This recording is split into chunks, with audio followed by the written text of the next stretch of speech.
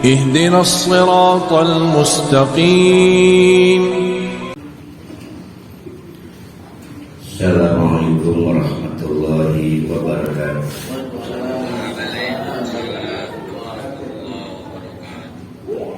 Raditu billahi rabba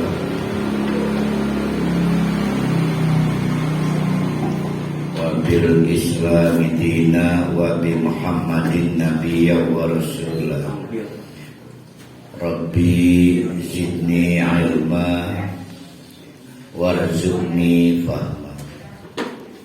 Rabbi shrah li sadri wa yassir li amri wahlul 'uqdatam min lisani yafqahu qawli. Insyaallah kita teruskan kajian kita surat An-Nahl pada pekan yang lalu. Kita sampai pada kesimpulan bahwa Allah memberlakukan istidraj, penangguhan azab yang azabnya seperti azab-azab yang menimpa kaum sebelum penugasan Nabi Muhammad Sallallahu Alaihi Wasallam. Dengan demikian, pada dasarnya istidraj itu kasih sayang Allah. Kita dan siapapun diberikan kesempatan untuk menggunakan waktu sebaik-baiknya menjemput taubat, ya, menjemput ampunan Allah. Tapi tetap itu semua ada batasnya. Nah, batas itu disebut ajal. Jadi ajal itu batas akhir dari suatu periode waktu. Jadi ajal adalah batas akhir dari suatu periode waktu. Nah, ada periode waktu untuk tumbuhan, ada periode waktu untuk binatang, ada periode waktu untuk benda-benda alam semesta ini, juga ada periode waktu untuk kita. Nah, kesempatan bertobat itu dibatasi oleh Allah dengan ajal itu, seperti yang dialami oleh oleh Fir'aun, ya. Akhirnya terinspirasi untuk bertobat. Tapi karena ajalnya memang sudah habis, Allah membuat taubatnya itu tidak diterima. Walaupun dalam riwayat yang kita terima sempat mengucapkan la ilaha tidak selesai. Itu karena ajalnya sudah habis. Nah, begitu juga nanti kita. Ada yang menua dengan umur semakin banyak. Masing-masing kan berbeda tuanya. Mungkin Pak Jasuro tuanya 80, 90. Itu udah sangat tua. Tapi Pak Ismat mungkin 60. Nah, ada yang diberi pikun dan ada yang tidak diberi pikun. Mana ajalnya? Yang mana ajalnya? Jadi ada ajal karena dicabutnya nyawa, dan ada ajal karena ditutupnya pintu taubat.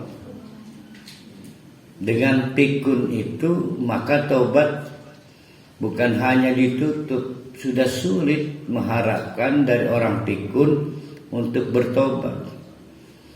Menentukan jam sholat saja sudah sulit. Pikun itu. Jadi pikun itu semula punya pengetahuan, akhirnya dibuat oleh Allah tidak punya pengetahuan lagi. Itu pikun. Makanya kadang-kadang orang pikun mendikan jam itu karena dulu tahu soal jam. Tapi begitu menentukan sholat zuhur jam 4, jam 5. Tapi tentang jam dia tahu karena dulu punya pengetahuan tentang waktu. Nah, ada yang oleh Allah diberi pikun, ada yang oleh Allah tidak diberi pikun. Satu sisi Allah sedang memberikan anugerah kepada yang lain, satu sisi Allah menetapkan ajal seseorang. Dengan pikun itu maka ya ada nggak sembuh dari pikun itu? Sulit ya. Ya rasanya jarang. Nah itu nanti kita sampai kepada ayat itu. Nah di ayat 61-nya Allah menegaskan walau yu'ahidullahu, walau. Jadi kalau ada kata lau itu artinya andai, tapi Allah tidak mewujudkannya. Walau dan andai kata yu'ahidullahu, Allah mau mengazab bidulmihim dengan kesebaban para pendosa, sebab dolim, maka akibatnya mataroka tidak ada yang tersisa alaiha dengan azab itu min dabbatin, makhluk-makhluk yang bergerak satupun. Nah kita ini makhluk bergerak, tapi berarti azab kepunahan. Wah repot itu. Nah maka ditetapkanlah Nabi Muhammad Nabi terakhir. Dengan konsep Nabi Muhammad Nabi terakhir itu, maka azab seperti itu, azab kepunahan itu sudah tidak berlaku lagi. Tapi di sisi lain Allah memberlakukan namanya istidraj.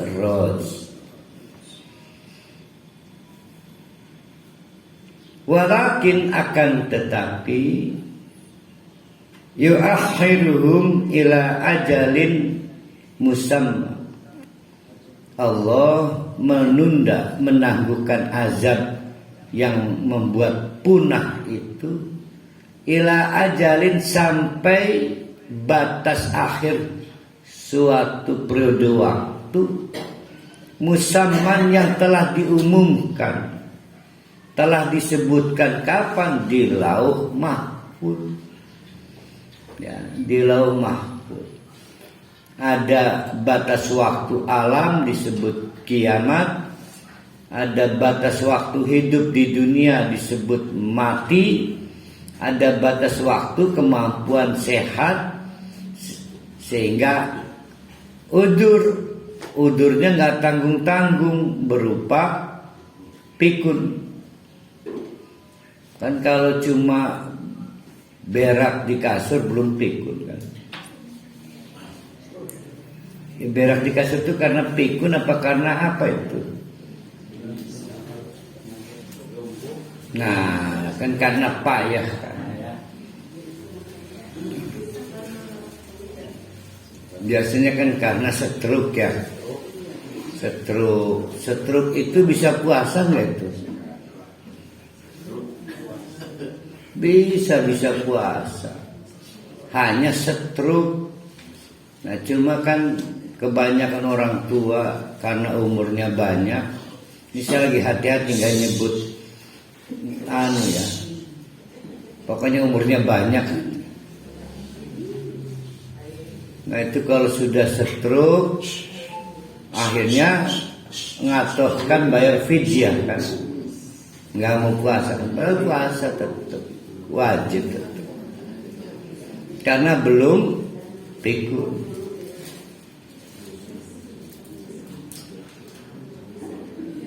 Faiza jaa ajaluhum, maka pada saat batas waktu suatu periode seseorang itu sampai, beda-beda tuh ya,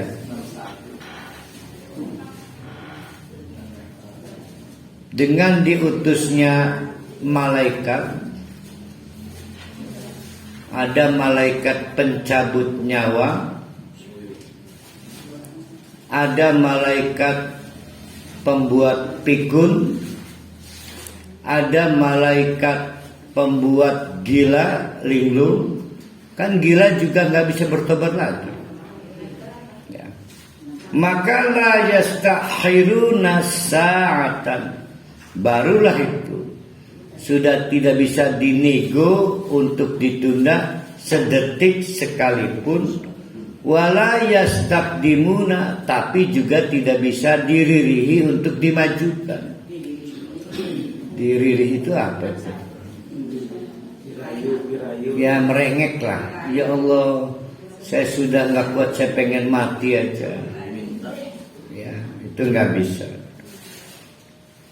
Ajal itu tidak harus mati. Pokoknya akhir, batas akhir suatu periode waktu. Bisa berupa kematian, bisa berupa berhentinya taklif, berarti akal sehat kan. Gila juga ajal, pikun juga ajal.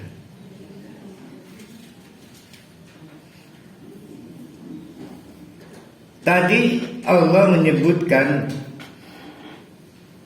kenapa seseorang diazab, tapi kenapa seseorang ditangguhkan akan dibahas, yaitu karena bidul mihim, karena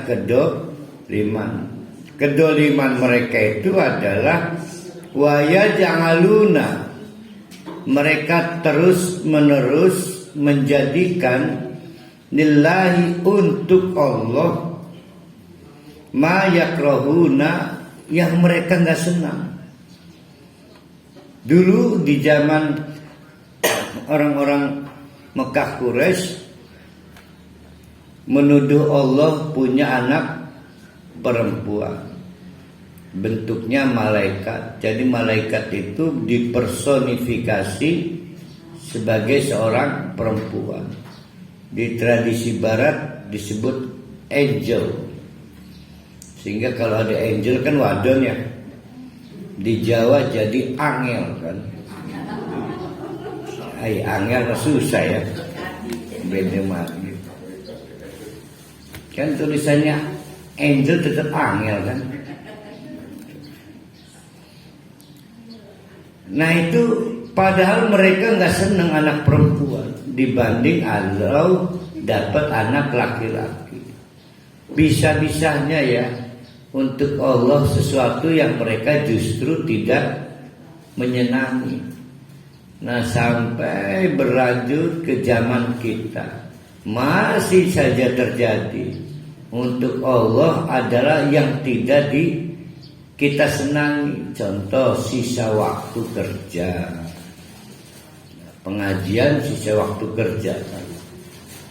Saya kalau lagi pengajian Bangda Isya itu salut lah yang baru pulang pabrik ikut ngaji, tetap ngoba itu, karena kan sisa waktu ya kerja.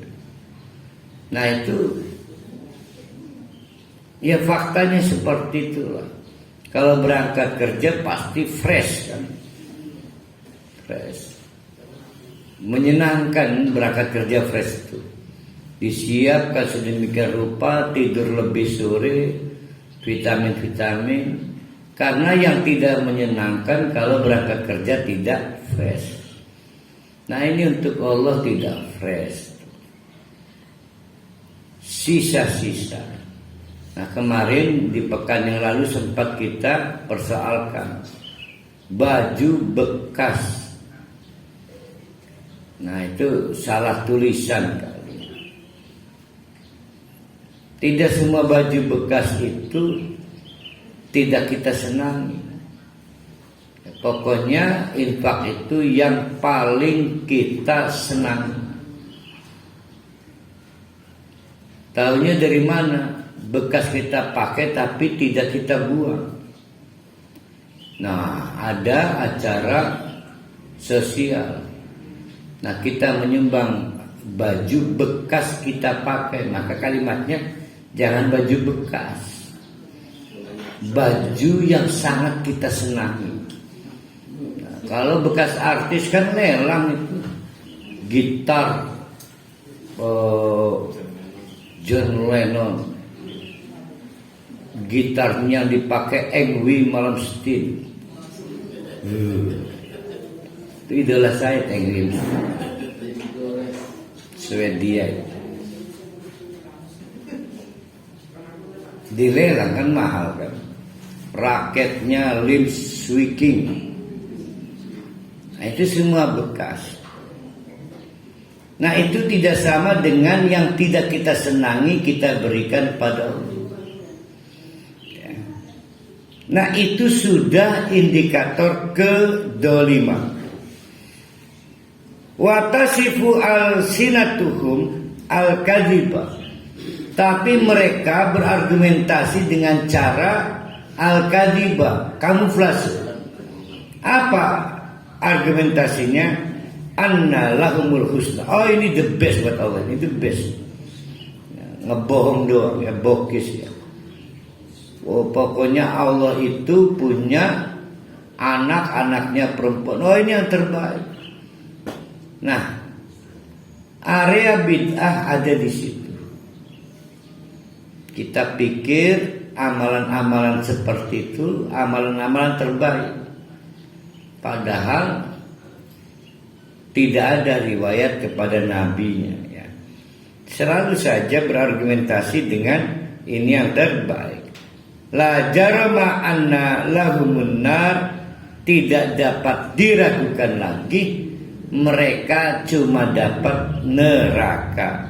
Wa annahum mufratu, karena mereka sungguh-sungguh mereka itu mufratu. Apa mufratu? Kegiring. Mufratun, dicampakkan. Ya. Artinya sudah tidak bisa ditolong lagi. Nah, ketika orang sudah tidak bisa ditolong, maka ajal datang. Pengertian ajal datang itu pintu tobatnya ditutup. Dijamin kesulitan bertobat itu. Ya, maaf ya, Nabi Muhammad berjuang dengan sekuat tenaga ingin pamannya bersyahadat, tapi kan tidak. Nah, yang mengakhiri bukan kematian, bukan. Yang mengakhiri adalah ditutupnya pintu tobat. Sampai mati pintu tobat nggak dibuka, itu mungkin maksudnya kali ya. Sampai mati pintu tobat tidak dibuka. Nah itu karena mufrotun, belum mati tapi sudah dicampakkan ke neraka. Kita harus fair, bapak-bapak, ibu-ibu, harus fair. Contoh begini, alumni perang Badar divonis ahli surga, padahal belum mati. Bukan yang mati syahid ini, yang nggak mati divonis ahli surga padahal belum mati. Nah berarti fairnya adalah ada orang belum mati tapi divonis ahli neraka. Nah itu ajalnya datang dengan cara pintu tobat ditutup. Bentuknya bisa dibuat gila, maaf ya. Bisa dikasih pikun. Dengan pikun itu kan sudah nggak bisa lagi bertobat. Dengan gila itu sudah nggak bisa lagi bertobat. Betul. Gila itu la taklifah. Dalam keadaan gila apapun tidak dapat dinilai kan. Tapi kan yang menjadi masalah dia gila sebelum bertobat kan. Iya kan? Nah itu cara Allah membuat menutup pintu tobat atau ajalnya musammat macam-macam. Yang paling sering adalah keburu mati sebelum sempat tobat. Mungkin tabrakan, mungkin apa. Jadi azabnya apa berarti? Azabnya adalah tidak dibukakannya pintu tobat. Nah, orang seperti itu disebut mufratun. Dicampakkan ke neraka padahal belum mati. Naudzubillahi min dzalik. Tallahi demi Allah. Tallahi demi Allah. Allah kalau bersumpah bisa wallahi, bisa billahi, bisa tallahi. Laqad arsalna sing bengen-bengen gah dari dulu juga kami mengutus ila umamin ke berbagai umat dari periode ke periode. Min qablika sebelum kamu, hai Muhammad. Maksudnya hai Muhammad jangan baper, jangan sedih, jangan merasa berat amat. Dari dulu ya begini. Fazayyana lahumus syaitanu, maka setan menghiasi amalahum, amal-amal salah orang-orang calon ahli neraka itu sebagai suatu hal yang zayyin, kedelengnya teger, bagus. Kalau sekarang lebih enak membuat contoh, dulu mah sulit. Sekarang enak. Ya. Sulit membedakan sholawat dengan sholawatan. Sulit kan? Sholawat ibadah, sholawatan ibadah bukan. Pasti diklaim ibadah. Fazayyana lahum ahmalahum sesyid. Maka kita orang tuanya juga sama. Ayah dengerin tuh. Si Teteh lagi selawatan di masjid tuh, lewat nih. Senang banget kitanya. Padahal nembang lagu opik. Jadi sholawatan apa sholawat? Menunjukkan cinta atau lagi menunjukkan bisa nembang? Hebat setan. Sekarang mah gampang sekarang. Lagi infak atau lagi ngakali rezeki? Ini bicara pinternya setan. Dulu sulit memberi contoh. Mungkin zaman Nabi lebih sulit lagi yang ngasih contoh-contoh. Sekarang lebih enak mubalik itu. Ayo, banyak orang infak. Sebetulnya lagi infak karena bikin rumah di surga, di akhirat, atau lagi ngakali rezeki. Nah, ngakali rezeki. Tapi merasa lagi infak. Padahal mah Nabi proyek lancar infak. Apalagi diinspirasi dengan infak hutang lunas. Semangat kan infak. Supaya panjang umur, maka ngundang anak yatim kan. Disawer kan. Ulang tahun. Nah itu yang disebut dengan setan membuat seolah kedoliman mereka itu suatu amal soleh.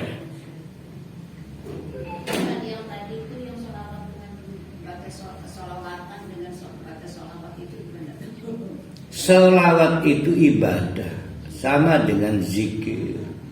Allahumma sholli ala Muhammad. Kan doa ikut kan. Ya Allah, menawi Nabi Muhammad itu dapat keselamatan. Saking demenin Nabi Muhammad. Sehingga dengan cara itu menawi Nabi Muhammad ngurunyani kita pada saat dihisab dengan syafaatnya. Kan saking kesananya kan. Nah, itu namanya sholawat, itu namanya ibadah. Kenapa sholawat? Kepengen oleh syafaat. Berarti saking tahu dirinya kalau nggak ada syafaat, maaf pasti masih di neraka. Pasti sholawatnya juga sampai nangis. Karena saking sensitif paranoidnya. Nah, sedangkan ini sholawatan, ini masih nanya kira-kira kalau sholawatan ibadah, kalau sholawat ibadah, sholawatan apa? Tembang-tembang, nyanyi-nyanyi ya. Iya, ya apa justru nanya. Tapi ya daripada nyanyi lagu Lesti mana kan gitu. Ya artinya luar biasa perangkap-perangkap setan. Luar biasa.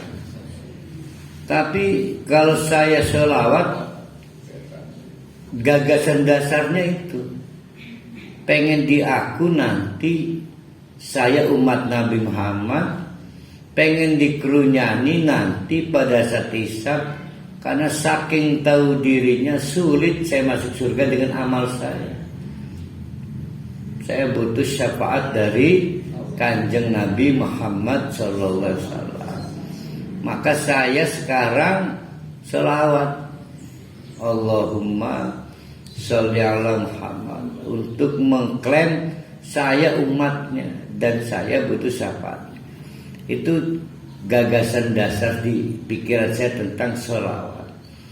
Sehingga sulit rasanya kemudian ditransfer jadi lagu, sulit.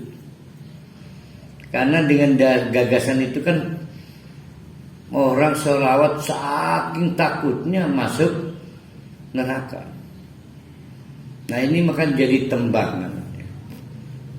Saya wallah alam bisa, karena saya nggak sejaman dengan ulama-ulama itu. Iya tah dulunya memang sejak awal jadi bernada. Ada nadanya, ada lagunya. Wallah alam saya belum pernah neliti. Karena sholawat kan bukan nadom, bukan puisi, bukan. Sedangkan yang dilakukan kan yang ada nadomnya kan, ada puisi. Wallahu alam bisawab.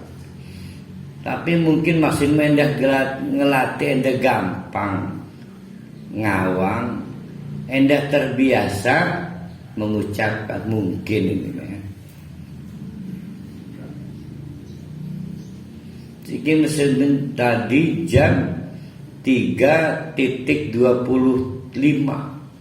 mulai selawatan, nyanyi. Pas lagunya lagu tapi kan sing wadon larangnya gambus kan. Nah, Nisa Sabi. Jam 4.25 masjid sebelah sholawat pakai lagu adan, kita ketipu mana? Adan kan lagu adan sekarang kan. Wallahu alam bisawab. Walahum azabun alim. Fahuwa waliyuhum al-yauma. Maka kalau begitu setan itulah waliyuhum, yang jadi pimpinan mereka al-yauma, hari ini, yaitu pada saat dihisab. Walahum azabun alim, azabnya sangat pedih. Kenapa Allah sampai membuat seperti itu? Karena mereka bukan beragama seperti yang dicontohkan Nabi, bukan beragama seperti yang diperintahkan Allah, tapi gelati tegeri dewek. Zayyana. Sedangkan tegeri dewek itu hawa nafsu. Sedangkan hawa nafsu itu berdasarkan pimpinan setan. Maka kata Allah, diniti pimpinan wali kamu adalah setan. Maka mereka mendapatkan azab yang penting. Jadi aja latih tegeri ibadah. Wa ma anzalna 'alaikal kitaba, dan kitab diturunkan kepadamu hai Muhammad itu tidak lain illa litubayyina lahum, untuk memberikan, agar kamu dapat memberikan penjelasan yang tuntas lahum, kepada mereka, mana amal salah, mana amal soleh, alladzi ikhtalafu fihi, yang mereka perselisihkan sing bengen itu dari dulu. Orang tua kita bengen ngajari meken gitu. Tegeri kimwe. Makanya saya bilang lebih mudah sekarang memberi contoh mana amal salah, mana amal soleh. Lebih mudah sekarang. Wahudan, dan sebagai hidayah Al-Quran itu, warahmatan, dan sebagai bentuk kasih sayang karunia Allah itu, liqaumin yu'minun, kalau kaum itu mau beriman. Yang kafir itu susah. Wallahu, dan adapun Allah itu anzala minas sama'i ma'an, menurunkan dari langit air. Dengan air itu faya bil ardo ba'da mautiha, maka tanah yang tadinya gersang bisa hidup lagi. Inna fi dzalika, yang kayak begitu itu, la ayatin, merupakan bukti nyata, liqaumin yasmaun. Perhatikan situ yasmaun. Nah, kita kembali lagi. Allah menurunkan apa? Enggak, yang pertama di sebelum air dong. Al-Quran. Ini Al-Quran.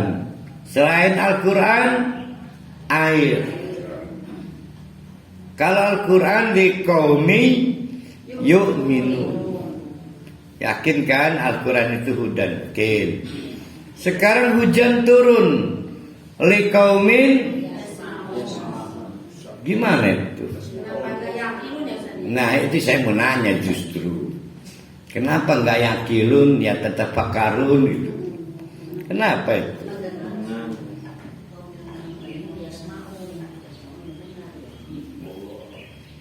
Bagi orang yang mau mendengar. Kan tadi diurut, yang sebelum air turun Al-Quran. Karena memang kita kejebak sekarang ini. Al-Quran itu seolah-olah ini nih Al-Quran. Ada tulisannya, ada kertasnya. Yang ngasih mana papantinya nih? Kita nyebutnya Al-Quran kan, ini mushaf kali ini. Mushaf. Al-Quran itu apa yang kita dengar. Karena berisi kalamullah. Allah lagi ngomong dan kita ngomong pada Allah. Allah lagi ngomong. Maka Allah memerintahkan aqimis sholat. Dengar nggak? Dengar. Nah, masih meragukan Al-Quran. Kalau masih meragukan, maka lihat itu. Di dalam Al-Quran Allah menurunkan air hujan dari langit. Hujannya turun nggak? Turun. Maka bagi orang yang mau mendengar Allah berbicara, ya air hujan itu bukti. Ya, itu maksudnya gitu. Itulah kenapa konsep dasar, gimana? Dir sama Allah, dir yakin kepada Allah. Kalau yakin, sami'na wa ata'na, bukan ra'aina, bukan. Kalau ra'aina Yes, I see. Ya kan? Ya, I see, saya lihat. I see. Ini kan bukan. Sami'na wa ata'na. Ya, kami dengar ya Allah perintahmu. Kami dengar laranganmu. Kapan emang dengarnya? Jadi sejak awal Al-Quran itu konsepnya dibunyikan. Maka faida quri al-Quranu fastami'u. Maka dengarkan, jangan ikut balapan kur. Ini mah barengan. Oh, ibu-ibu paling sering ini. Yuk aja barengan yuk. Saya pernah itu ada yang usul, Ustadz metodenya begini yuk. Ustadz baca misal gini nih. Wallahu anzala minas sama. Ayo ibu-ibu. Wallahu bareng. Nah akhirnya nanti gimana itu? Sedangkan faiza quri al-Quran pas wajib mendengarkan. Jadi paham ya kenapa liqaumin yasmaun. Nun. Bu ya kalah ro'am.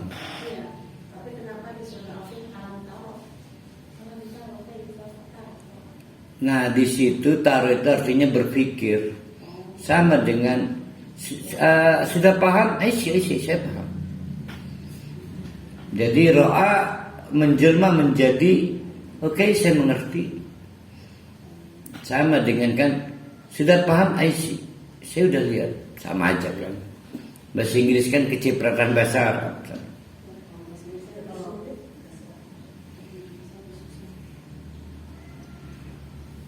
Wa inna lakum fil an'ami la'ibrah.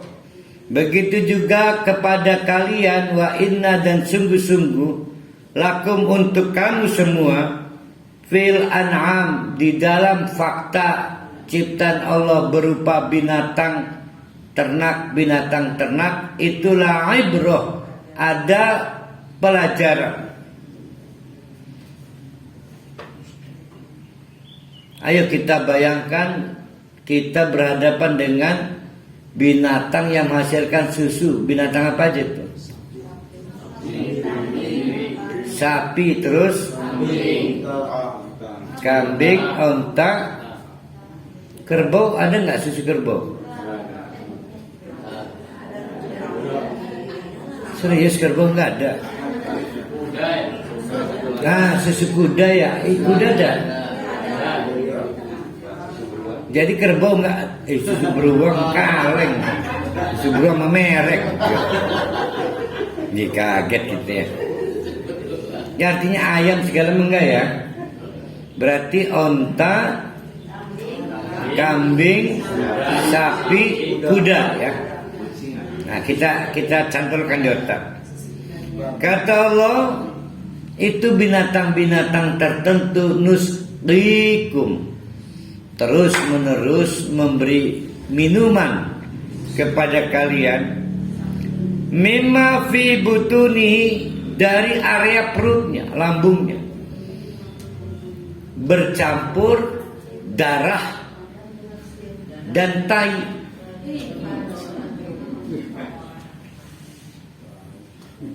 Apa ge? Calon tai. Ya berarti tai itu kalau udah keluar ya. Cal tai. Min baini farsin, di antara, memang farsin pun artinya tai diberinya sih. Min baini farsin, kotoran.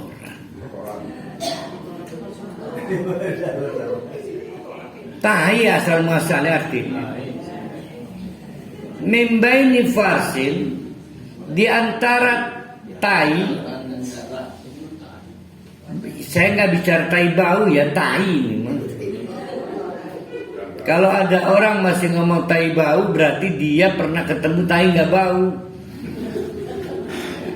Tai. Wadamin, dan darah bertarung di dalam perut. Apa yang kita minum? Labanan.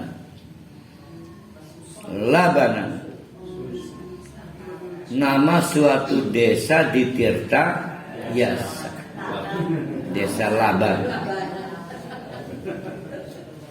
Labanan, susu, khalisan, mukhlis, ikhlas, yang murni.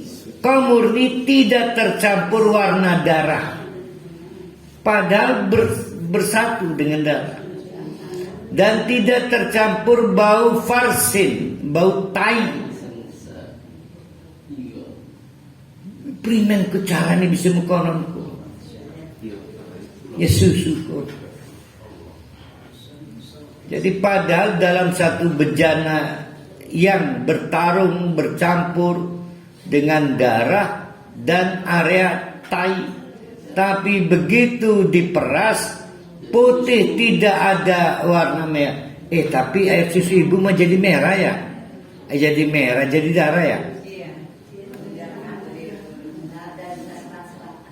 Bukan kalau diendekkan tuh, diendekkan. Warnanya bukan merah. Iya, yang dianu tuh di botol tetap putih. Oh.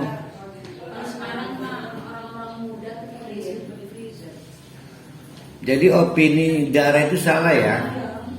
Tetap Labanun ya. Nah, dan tidak tercampur khalisan, tidak tercampur bau tai. Cuma amis dong. Amis kan bukan karena tai. Amis, sebutkan amis sebelumnya apa ya? Apa? Anyir.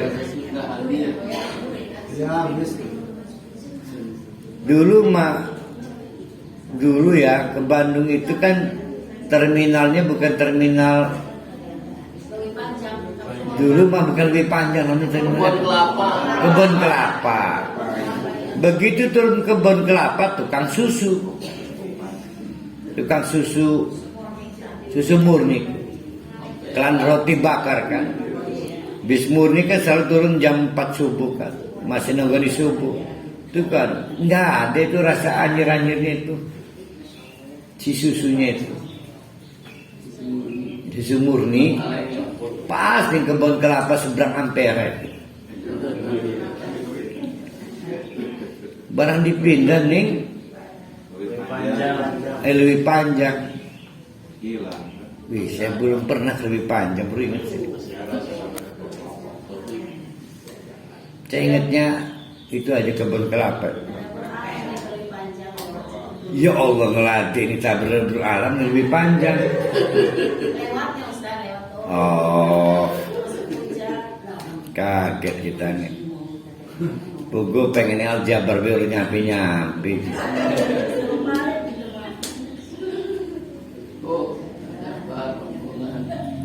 Ya Allah, ngomong aljabar, masjidnya yang terapung tuh udah jadi belum?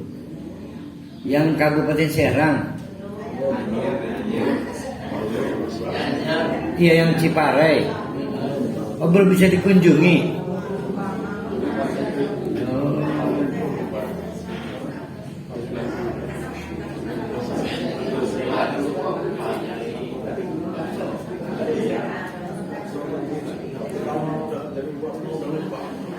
Nanti dirancanglah Tadabbur Alam.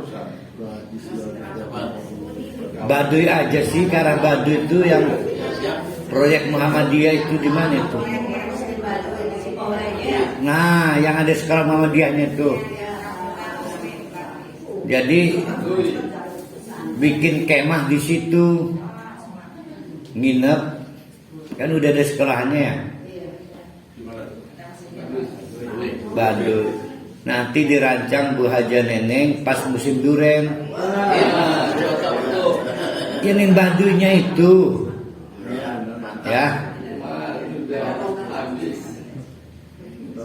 Nah, dari Baduy langsung ke arah Sukabumi ke Masjid Al-Jabar. Aduh, bayar yang Al-Jabar juga.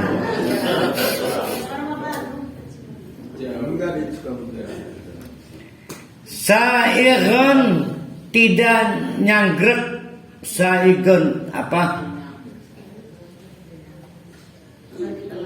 Kan tai ini kan selain bau ada ampas-ampas kan. Pernah nggak ada susu kegawa ampas tahi? Sa'igon, tidak bikin nyanggrek lisyaribin pada waktu diminum. Apa nyanggrek itu yang ininya tuh ampas-ampasnya gawe seret apa mikir. Nah, ketelak tidak bikin ketelak pada waktu diminum. Di BMS, perumahan BMS itu ada namanya kafe Seuda. Nah itu jahenya ya Pak Dik-Dik, itu kan harus disaring kan. Karena saking aslinya jahenya, saking banyaknya tadi itu apa namanya tadi ampas itu, disaring itu, masih udara.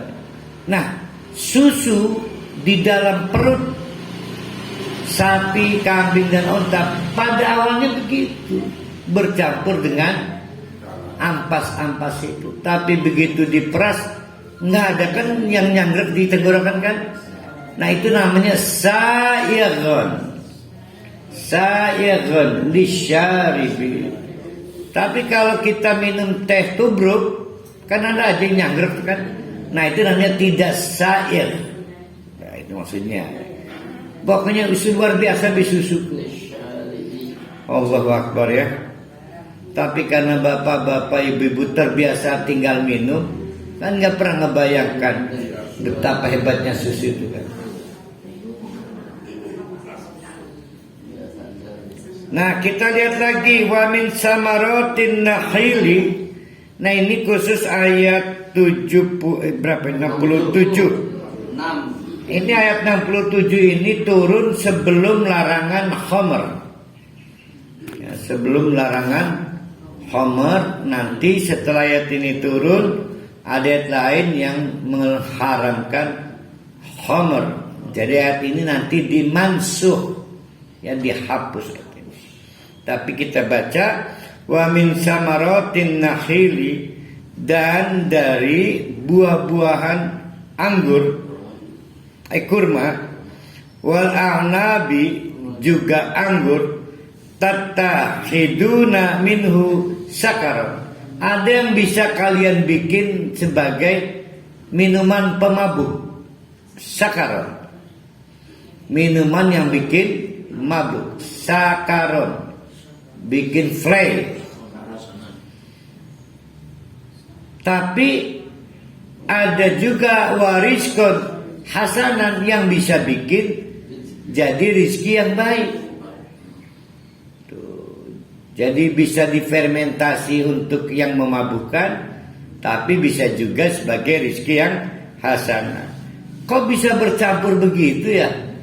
Inna fi dzalika, yang mekonon itu la ayatan, bukti nyata. Ini yang diminta Buneng mestinya nih. Liqaumi yaqilu. Kok yang tadi liqaumi yasmaun ya. Nah sekarang muncul liqaumi yaqilu. Kok bisa dari kurma dan anggur bisa dibikin rezeki yang baik, halal, tapi bisa dibikin haram dari barang yang sama. Nah luar biasa kan.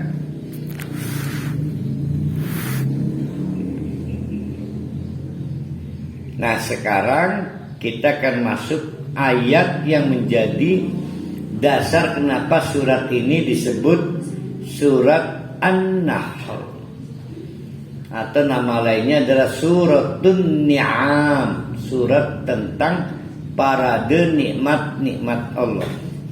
Nah tapi yang ayat ini mulai kita bicara tentang lebah. Jadi yang sudah dipamerkan Allah apa? Satu, Al-Quran. Dua, air. Yang ketiga, fakta adanya susu. Yang keempat, keunikan kurma dan anggur. Nah sekarang yang kelima, binatang kecil namanya lebah. Kecil bang. Itu satu sarang bisa anggotanya 80.000. Berapa diameter sarangnya itu ya?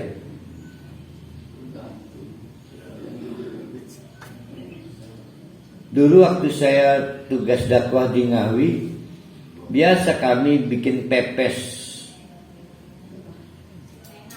sarang lebah, tapi kan lebah kayu jati dan mahoni kan. Dipepes, tapi kalau kebanyakan bisa gatel di lidah, bengkak segala, karena kan panas semuanya. Jadi setitik bayi yang lebih banyak lamtoronnya. Lamtoro kenapa ya? Peti. Karena di sana kan banyak lamtoro. Lamtoro baru seolah-olah terinya itu rumah tawon tuh. Nah, dalam satu rumah tawon itu anggota yang berkepentingan di rumah itu totalnya 80.000 lebah dipimpin wong wadon siji. Namanya Ratu Lebah.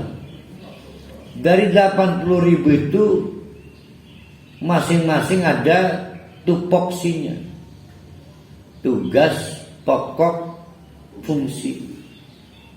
Maka ada istilah lebah pekerja, ada lebah penghasil nektar atau apa jenisnya? Nektar ya, sari bunga itu ya, nektar. Nah, yang unik lagi, lebah-lebah pencari nektar ini pada saat bawa nektar itu bukan dia yang ngedokon itu, meletakkan. Ada yang menerima, mungkin dianggapnya dia kotor habis berterbangan kan. Nah, proses transfer dari si lebah pencari nektar kepada sarang itu oleh petugas lebah lagi dari mulut ke mulut, untuk menjamin dua hal: satu, sterilisasi; yang kedua, untuk menjaga kekeringan, tingkat kekeringan. Nah, dengan cara itulah maka tidak ada madu basi. Kan lakukan madu basi kan, madu kadalu arsa itu enggak, karena dijaga seperti itu. Nah, oleh Allah si lebah ini mencapai pohon-pohon itu sampai 50.000 mil. 1 mil 1,6 kilometer kali 50.000 berarti 800.000 kilometer, ya kan? Jadi si lebah ini mampu melakukan perjalanan sejauh 800.000 kilometer. Serang Jogja 100 kilo. Serang Jogja. Jadi dari kantor pos alun-alun Serang sampai kantor pos alun-alun Jogja yang seberang Fredebug itu 900 km. Nah, ini 800.000 kilometer. Portugal tekun ke apa? Larikun. Itu jelajah untuk mengambil nektar. Satu lebah, si kantong ininya nih, kan ditaruh di sini nih. Itu mampu menampung sari bunga dari 1 juta pohon. Ya kan, satu diberikan paling berapa sisi kan? Kumpulakan. Jadi bapak-bapak, ibu-ibu, kan bicara mil ya ibu-ibu ya. Berapa mil ini? Berapa mili itu mil? Mili ya, berapa mili ini? Keenceran, mau ngomong encer, ngomong kurang butak segala. Itu dari peristiwa sedikit-sedikit itu. Prosesnya itu melibatkan berapa tadi? 80.000 lebah dipimpin wong wadon. Ratu lebah melibatkan satu lebah ngambil 1 juta pohon. Nah kita bicara botol kecil, botol besar ya. Sing sibuk Agnes mau nikah itu kan dagang madu kan. Dia madu TJ. Ya Agnes mau nikah. Nah, ini harus membawa kita untuk malu kepada Allah. Ya, mikirkan lebah itu. Nah, di mana lebahnya? Misalnya di tiangnya Bu Haji Ehad. Tarik 1,6 km, radius 1,6 km. Itu disebut kawasan lebah itu. Maka tanpa melakukan flying, penerbangan, perjalanan, itu udah kendus mau pakai apanya, mana yang lagi berbunga, pohon yang lagi berbunga, dan mana yang enggak, 1,6. Tapi lebih dari 1,6 harus dilakukan penerbangan. Semula yang berangkat sekitar mungkin 1.000 lebah. Maka lebah-lebah itu datang, sudah ada jurnal penelitiannya itu. Nah, melakukan gerakan tarian, ya kan? Datang di depan sarang itu, nari itu ke kanan ke kiri. Saya perhatikan. Padahal memberitahu bahwa telah diketemukan area pohon-pohon untuk kita kunjungi. Maka berangkat, jauhnya 80 km, 900 km. Bahwa Allah bisa gimana itu? Nah, yang kita bicarakan lebah dudu manuk, lebah cuilik ijazah. Ya. Kalau manuk kan bisa kita pegang, lebah kan kayaknya nyekel kan. Terus kalau lu di mana bukan ngantuk. Jadi yang kita bicarakan adalah binatang yang super kecil.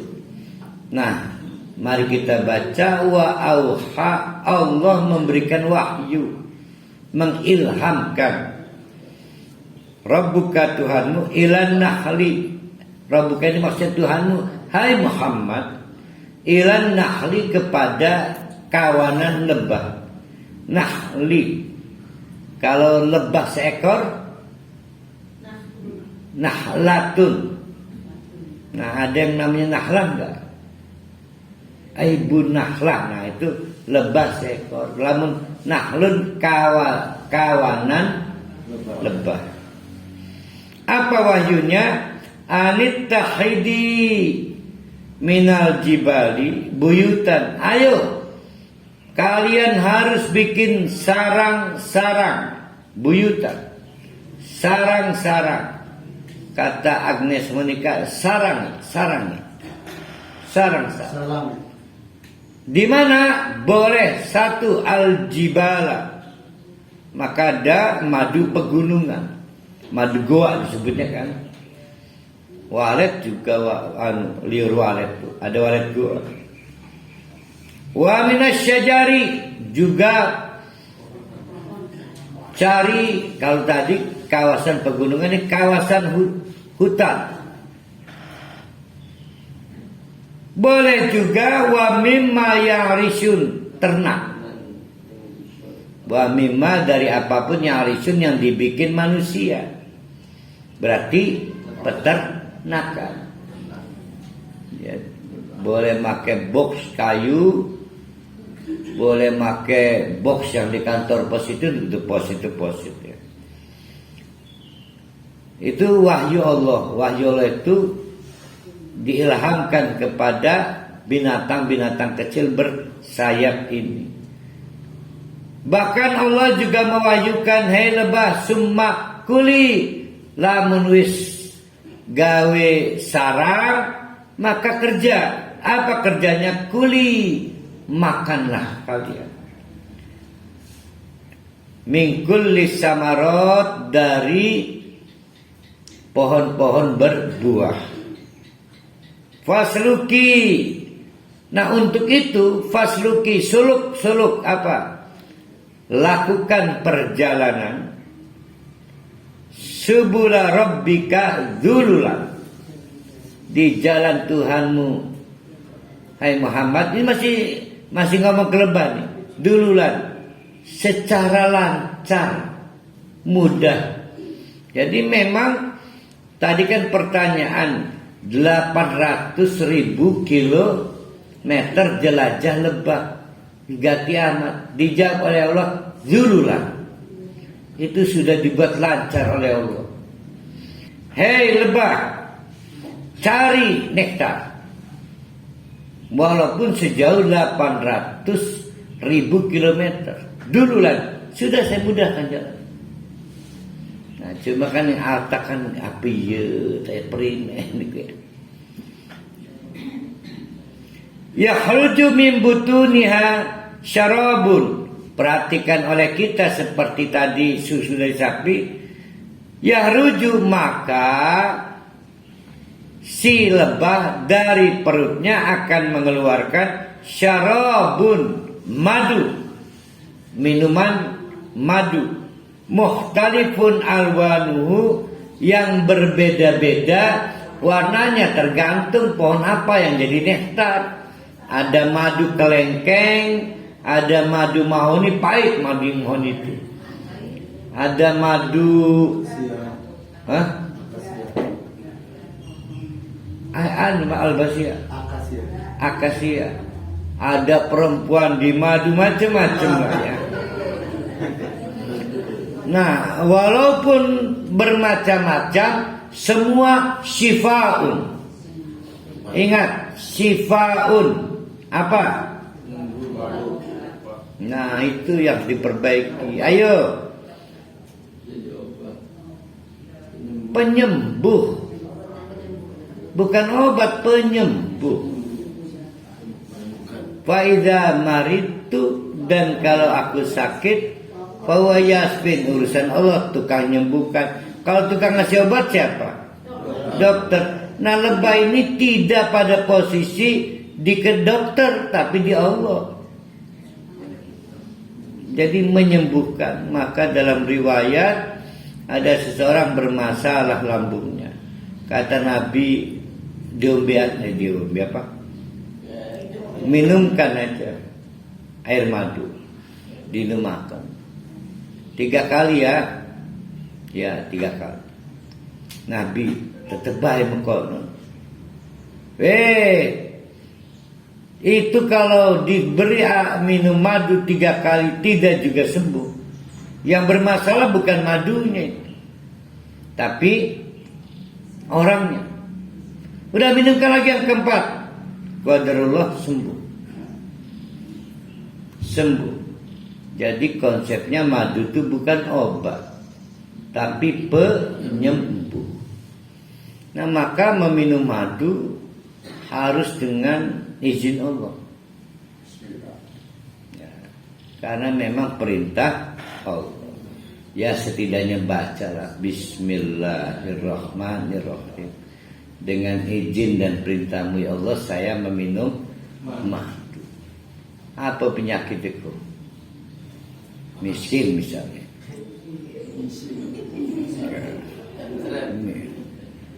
Misalnya.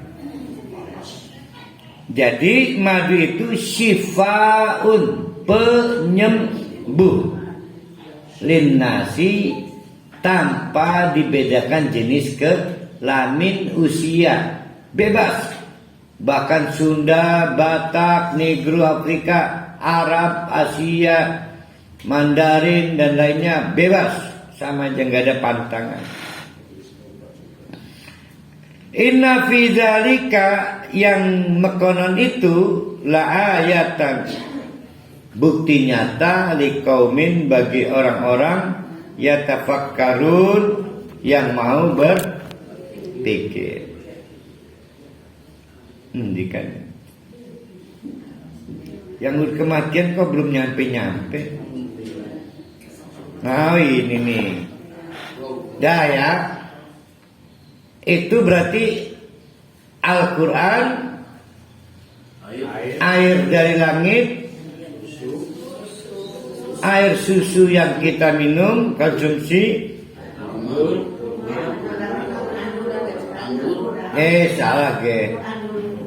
Al-Quran, air hujan, kurma, susu. Keunikan kurma dan anggur. Yang kelima adalah madu sebagai penyembuh. Madu sebagai penyembuh yang dihasilkan dari kehebatan pekerjaan lebah. Nah sekarang nikmat keenam. Ini yang ngeri saya. Wallahu, dan adapun Allah itu khalaqakum, yang bikin kita semua, yang menciptakan. Itu fakta yang tidak bisa kita tolak. Kita hidup dihidupkan oleh Allah. Summa yatawaffakum, maka Allah yang nanti akan mewafatkan. Wafat itu menganggap cukup. Apa cukupnya? Waktunya cukup di dunia. Apa cukupnya? Rezekinya sudah lunas. Kan pernah kita bahas konsepnya kan. Itu disebut wafat. Berkaitan dengan cabut ruh, dicabut nyawa enggak? Beda tuh. Beda. Jadi istilah wafat itu adalah kamu habis waktunya ya. Itu siapa yang habis waktunya?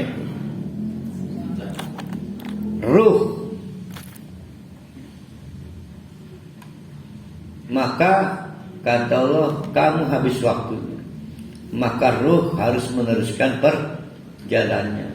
Yang dicabut malaikat yang mana nih? Yang disebut nyawa itu yang mana? Ruh. Maka ruh dicabut dari jasad. Jasadnya kehilangan ruh. Lama-lama kayak HP, lobet mati. Jadi bangkai, tapi ruh dipindahkan. Ada yang dicabut dengan cara keras, wanaziati gharqa. Keras, kok keras? Karena ngeberontak yang punya ruh. Begitu datang malaikat, waduh, mulai dia sadar sia-sia hidupnya, tapi waktunya sudah habis. Sudah cukup, dianggap cukup, maka disebut wafat. Begitu juga dianggap cukup karena rezeki sudah lunas semuanya. Pernah kita bahas kalau belum lunas walaupun satu suapan bubur, maka tetap belum wafat. Jadi malaikat mencabut ruh untuk meneruskan perjalanan hidupnya. Maka ada juga malaikat mencabut dengan pelan-pelan, saking dia calon ahli surga. Bapak-bapak, ibu-ibu, saya mau meluruskan. Pada saat malaikat mencabut ruh, Nabi Muhammad disaksikan Fatimah. Nabi Muhammad tuh sakit katanya. Auh lah kalau kita.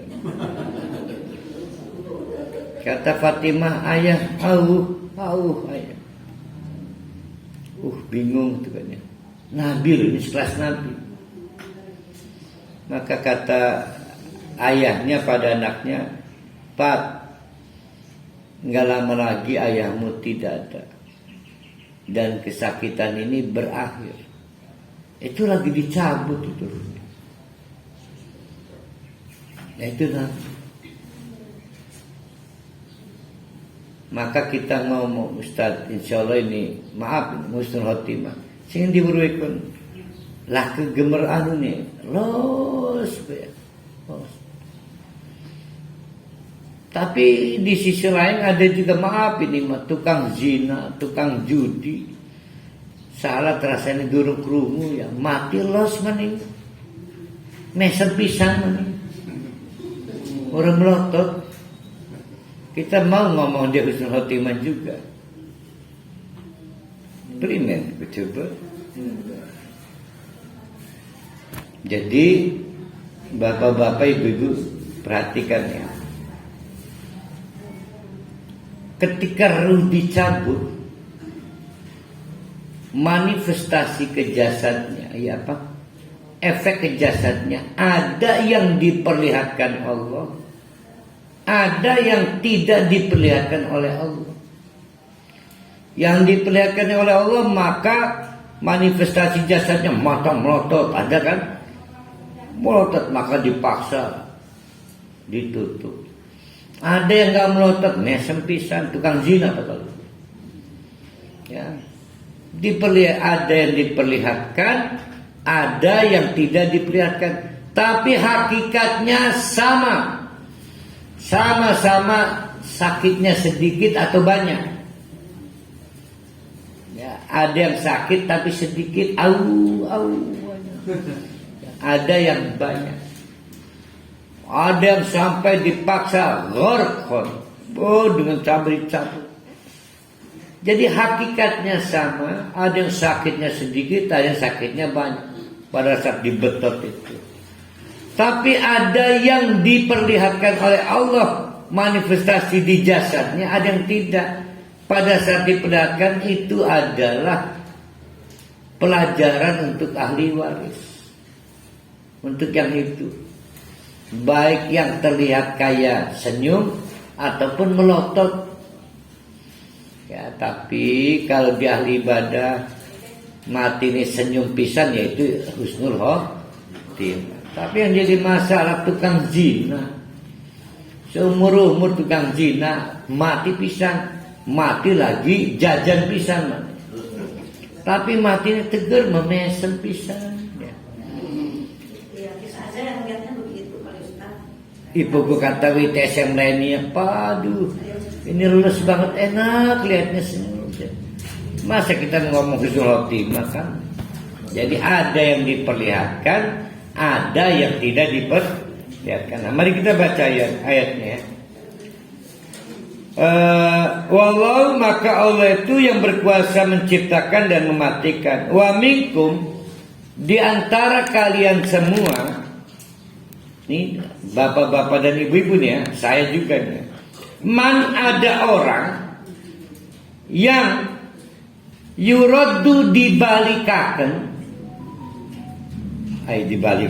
dikembalikan ila ardalil umur, kayak bocah maning umur, yaitu pikun. Ada yang berarti ada yang tidak kan?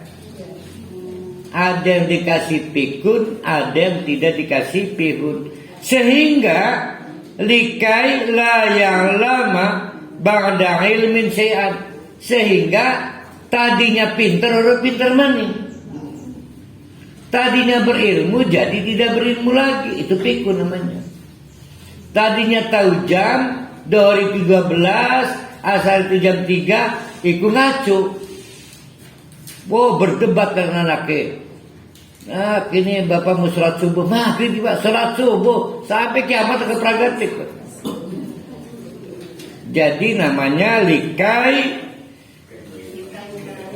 la ya'lamu ba'da ilmi. Bengene weruh laju ora weruh maning. Ya Allah. Nah, pertanyaannya Ustaz pikun itu aja bukan? Nah, tadi pengantar tadi kan. Jadi ada azabnya yang ditangguhkan, ada yang tidak ditangguhkan. Ya, azab. Azabnya adalah kalau keburu pikun belum sempat bertobat. Mudah-mudahan andai kata pun ting-ting batingnya ada kepikunan sampai pada perjalanan kita, maka kita pikun setelah taubat. Ya, naudzubillah min dzalik. Karena pikun ini merepotkan anak cucu, repot, kasihan anak cucunya. Tapi di sisi lain juga Allah menyayangi anak cucunya, sehingga kebuka jalan amal soleh. Kan ngurusi wong tua kan. Kadang-kadang di dalam keputu ndek pikun iku mani.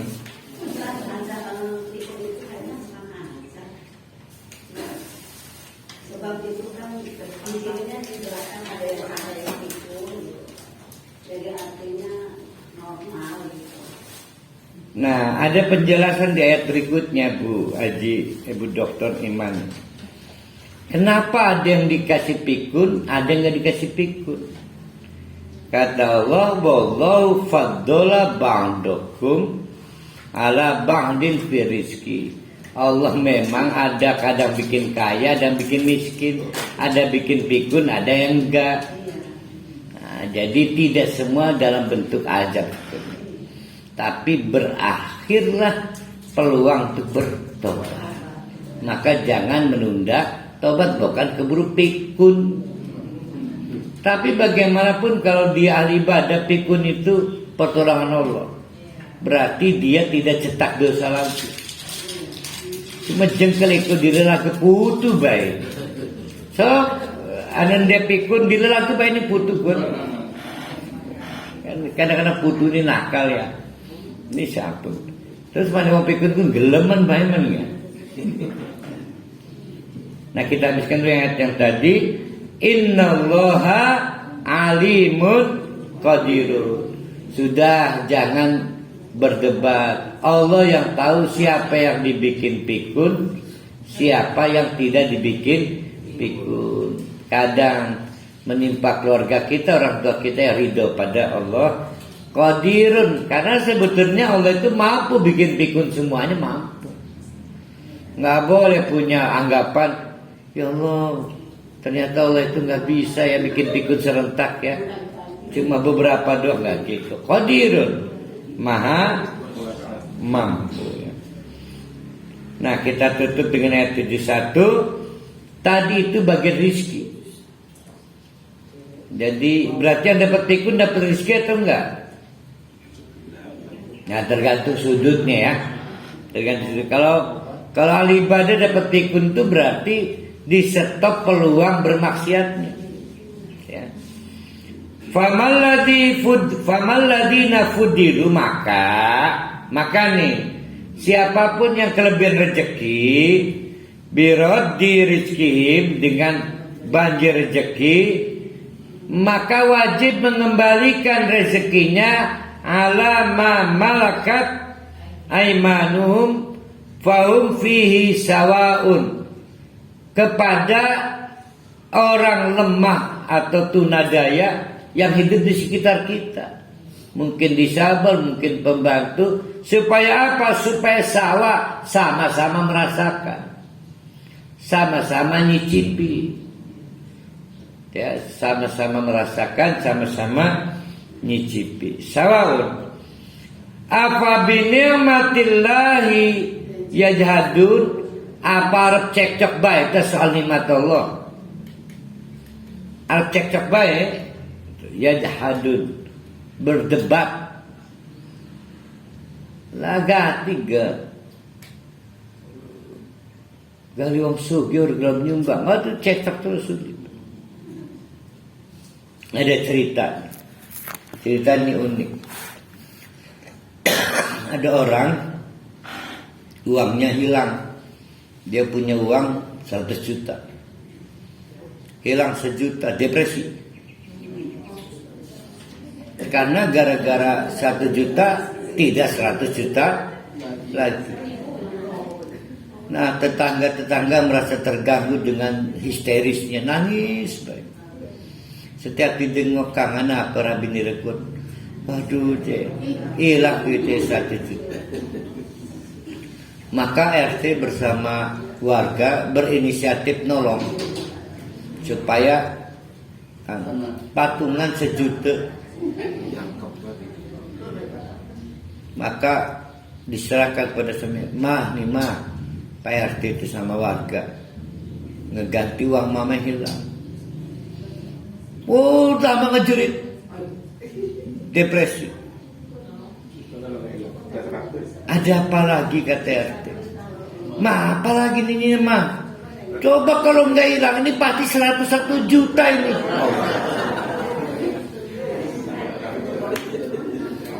Astagfirullahaladzim. Padahal proses RT untuk mengkolek 1 juta itu rumit. Kok rumit? Terkenal pedit ini orang. Terkenal pedit merek GHC lah. Tapi kata RT berisik, kita ini dengar tangisnya berisik. Udahlah, walaupun kita malas pada nyumbang, akhirnya terkumpul juga. Allahu Akbar. Kalau nggak hilang kan uang saya jadi 101 juta. Allahu Akbar. Aku qouli hadza wa astaghfiru innahu ghafurur rahim. Assalamualaikum warahmatullahi wabarakatuh.